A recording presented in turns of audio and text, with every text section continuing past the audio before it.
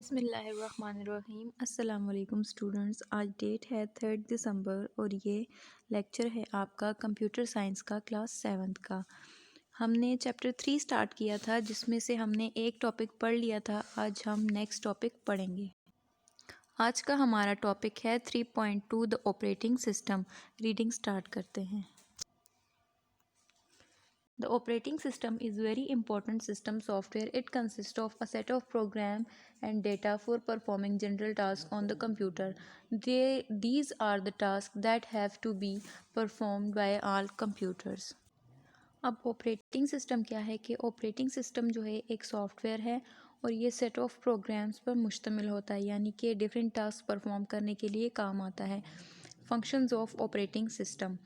The operating system is used for performing several tasks. Several important functions such as data transmission. These functions are described below.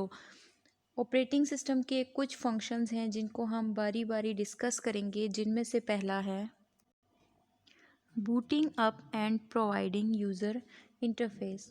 The operating system also help in the booting up process. Once the computer has been booted up, the user can work on it.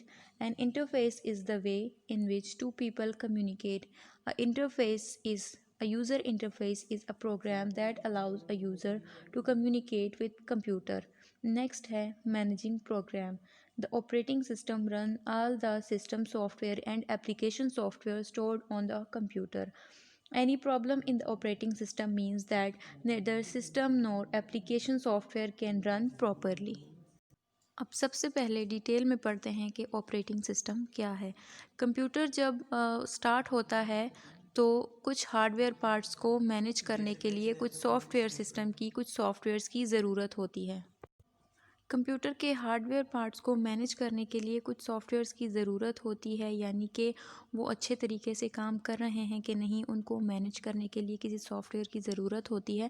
وہ soft where ہے ہمارے پاس operating system.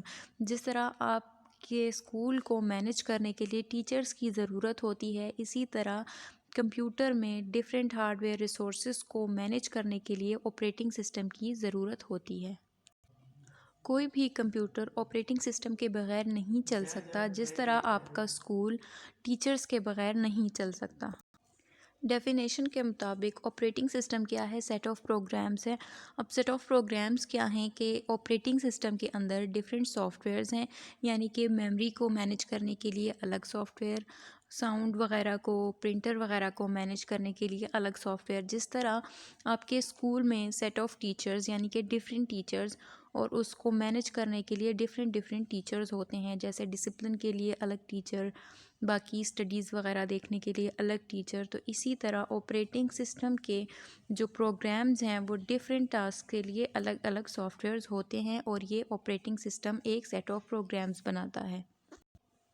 Operating system کی ایک example window ہے، یعنی کہ جب آپ نے کمپیوٹر میں ونڈو ہی نہیں کی ہوگی تو آپ کا کمپیوٹر چلے گا نہیں، وہ کام ہی نہیں کرے گا۔ ہمارا پہلا پوائنٹ ہے boating up and providing user interface. Boating اپ کیا ہے، بوٹنگ کا پروسیس کیا ہے، یہ ہم نے پچھلے لیکچر میں پڑھ لیا تھا، جیسے کہ پیریفرل ڈیوائسز وغیرہ کو مینیج کرنا، یہ سب بوٹنگ اپ کا پروسیس تھا۔ یعنی کہ آپریٹنگ سسٹم جو ہے وہ آپ کے بوٹنگ کے پروسیس میں بھی ہیلپ کرتا ہے۔ جیسے کہ میں نے آپ کو کہا تھا کہ کمپیوٹر ڈائریکٹلی سٹارٹ نہیں ہوتا، وہ کچھ سیکنڈز لیتا ہے بوٹنگ اپ کے پروسیس میں۔ تو یعنی کہ جب ہمارا سسٹم سافٹ ویئر ہے وہ ہیلپ کر لیتا ہے بوٹنگ کے پروسیس میں، تو کمپیوٹر جو ہے وہ کام کرنے کے لیے ریڈی ہو جاتا ہے۔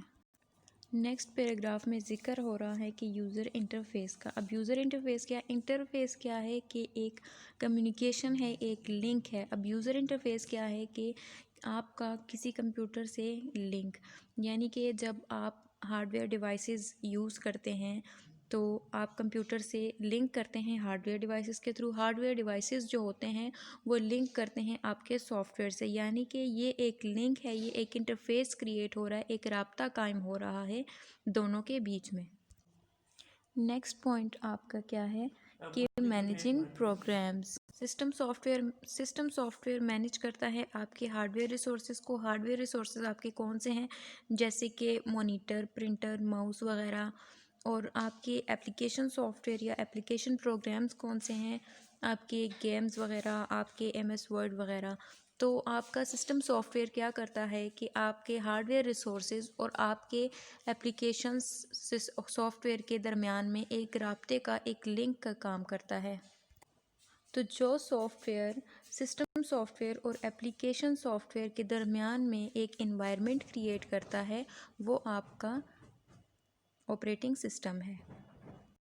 یعنی کہ یہ دو چیزوں کے درمیان انٹرفیس کا کام کرتا ہے. جیسے کہ سی پی یو جو ہے وہ آپ کا مین ہارڈ ویئر ریسورس ہے. اب سی پی یو جو ہے اگر آپ کو مانیٹر سے، ماؤس سے کوئی کام لینا ہے، سی پی یو اس کو دیکھے گا. کی بورڈ سے کوئی کام لینا ہے، سی پی یو اس کو دیکھے گا، کیونکہ سی پی یو کو کمپیوٹر کا برین کہا جاتا ہے. اب جب سی پی یو یہ سارے فنکشنز کرتا ہے، یعنی کہ سی پی یو بہت زیادہ بیزی ہو جاتا ہے، تو سی پی یو کو اپنے تمام معاملات، اپنے تمام کام سنبھالنے کے لیے ایک سافٹ ویئر کی ضرورت پڑتی ہے جو یہ ڈیسائیڈ کرنے کے لیے کہ کس فنکشن کو کتنا ٹائم دینا ہے. یعنی کہ یہ سب اب اس کے لیے سسٹم سافٹ ویئر مینیج کرنا ہے. اب سی پی یو کی اور سسٹم سافٹ ویئر کی مثال ایسے ہے کہ جیسے کمپیوٹر جو ہے وہ آپ کا اسکول ہے، سی پی یو وہ آپ کا پرنسپل، اور یعنی کہ پرنسپل کو تمام کام مینیج کرنے کے لیے بہت زیادہ بزی ہو جاتے ہیں یا بہت زیادہ ٹائم کی ضرورت ہوتی ہے. اس طرح تو سی پی یو جو ہے وہ پرنسپل ہے، تو اس طرح ٹیچر جو ہیں وہ آپ کے آپریٹنگ سسٹم ہیں. یعنی کہ آپ کے پرنسپل کے جو سارے ٹاسک ہیں وہ مینیج اکیلے نہیں کر سکتے، اس طرح بہت بیزی ہو جاتے ہیں. تو اس طرح انہوں نے ٹیچرز کو کام ڈیوائڈ کر دیے، تو وہ آپ کے آپریٹنگ سسٹم ہیں. اور جو ڈفرینٹ ٹاسک آپریٹنگ سسٹم دیکھتا ہے وہ اسٹوڈنٹس ہیں، یعنی کہ ٹیچر اسٹوڈنٹس کو مینیج کرتے ہیں کہ کیا کام کس وقت کرنا ہے، کس کو کیا کرنا ہے. تو آئی ہوپ آپ کو آپریٹنگ سسٹم کی سمجھ آ گئی ہوگی. آج تک کی ہماری ریڈنگ اور ایکسپلینیشن یہیں تک تھی. پچھلے ہم نے کوسچنز کیے تھے 1 to 4.